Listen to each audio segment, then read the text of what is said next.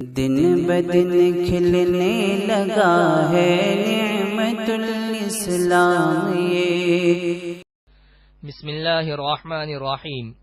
صرف 5 منٹ کا مدرسہ قرآن و حدیث کی روشنی میں 45واں دن 15 صفر المظفر۔ نمبر 1، اسلامی تاریخ، قارون اور اس کی ہلاکت۔ حضرت موسیٰ علیہ السلام کو جن مخالف طاقتوں کا سامنا کرنا پڑا ان میں قارون کا نام بھی بہت مشہور ہے۔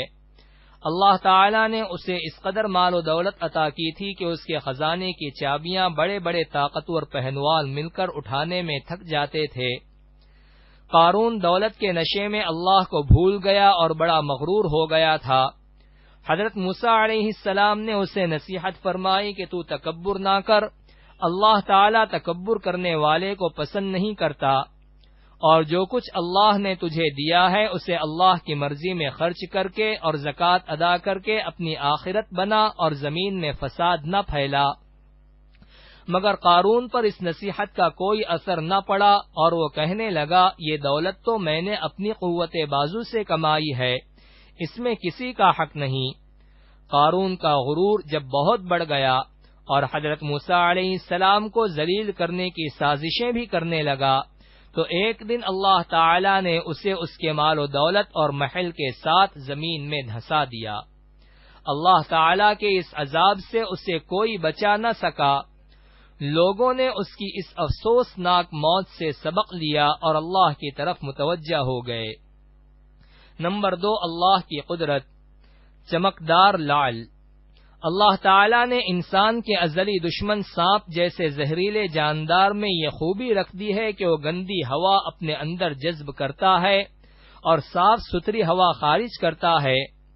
اللہ تعالی بعض اژدہوں کے جسم میں روشن اور بے حد قیمتی لعل پیدا کر دیتا ہے، وہ اندھیری رات میں اس کو نکال کر باہر رکھ دیتا ہے اور اس کی روشنی میں کیڑے مکوڑوں کا شکار کر کے اپنا پیٹ بھرتا ہے۔ سانپ جیسے زہریلے جانور میں قیمتی اور چمکدار لعل پیدا کر دینا اللہ کی بڑی قدرت ہے۔ نمبر 3، ایک فرض کے بارے میں، جانوروں میں زکوٰۃ۔ رسول اللہ صلی اللہ علیہ وسلم نے قسم کھا کر فرمایا، جس کے پاس اونٹ، گائے یا بکری ہو اور وہ اس کا حق ادا نہ کرتا ہو تو قیامت کے دن ان جانوروں میں سب سے بڑے اور موٹے کو لایا جائے گا، جو اپنی کھروں سے اس آدمی کو روندے گا اور سینگ مارے گا۔ جب بھی آخری جانور گزر جائے گا تو پہلے جانور کو لایا جائے گا۔ یہ سلسلہ اس وقت تک چلتا رہے گا جب تک کہ لوگوں کا حساب نہ ہو جائے۔ خلاصہ، جس طرح سونے چاندی اور دوسری چیزوں میں زکوٰۃ فرض ہے، اسی طرح جانوروں میں بھی زکوٰۃ فرض ہے، جبکہ نصاب کے بقدر ہو۔ نمبر 4، ایک سنت کے بارے میں، چھوٹی انگلی سے خلال کرنا۔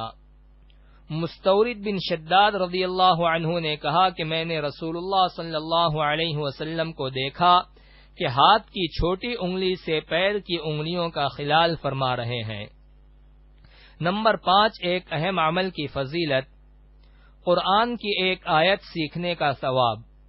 رسول اللہ صلی اللہ علیہ وسلم نے فرمایا، اے ابو ذر، اگر تم کہیں جا کر قرآن کی ایک آیت سیکھ لو تو یہ تمہارے لیے 100 رکعت نفل پڑھنے سے بہتر ہے، اور اگر تم کہیں جا کر ایک باب علم دین کا سیکھ لو، خواہ اس پر عمل ہو یا عمل نہ ہو، یہ تمہارے لیے 1000 رکعت نفل پڑھنے سے بہتر ہے۔ نمبر 6، ایک گناہ کے بارے میں، بغیر علم کے فتویٰ دینا۔ رسول اللہ صلی اللہ علیہ وسلم نے فرمایا، جب دنیا میں علماء باقی نہ رہیں گے تو لوگ اپنا سردار جاہلوں کو بنا لیں گے، چنانچہ جب ان سے فتویٰ طلب کیا جائے گا تو وہ بغیر علم کے فتویٰ دے کر خود بھی گمراہ ہوں گے اور دوسروں کو بھی گمراہ کریں گے۔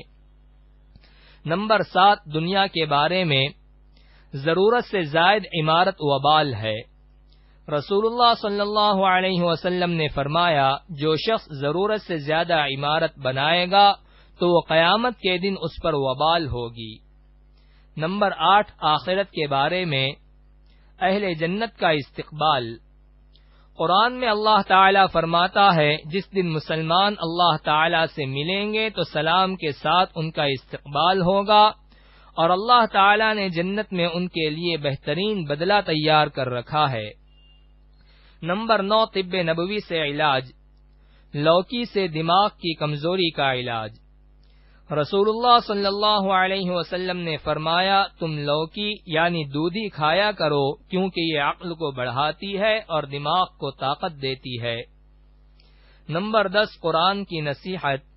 قرآن میں اللہ تعالی فرماتا ہے، اے ایمان والو، اللہ پر اور اس کے رسول پر اور اس کی کتاب پر جو اس نے اپنے رسول پر نازل کی ہے، اور ان کتابوں پر جو اس نے پہلے نازل فرمائی تھیں ایمان لاؤ۔